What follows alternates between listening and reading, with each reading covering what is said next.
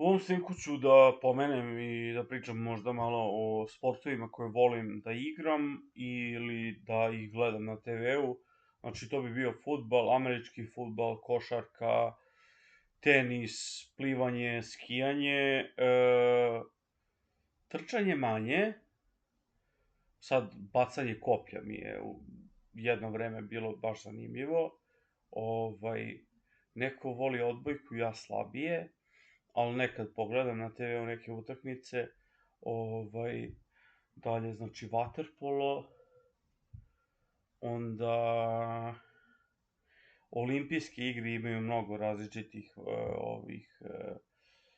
kako se zove, kvalifikacija i raznih nagrada za raznorazne sportove, ali trenutno ne bih mogao da se setim nekih više.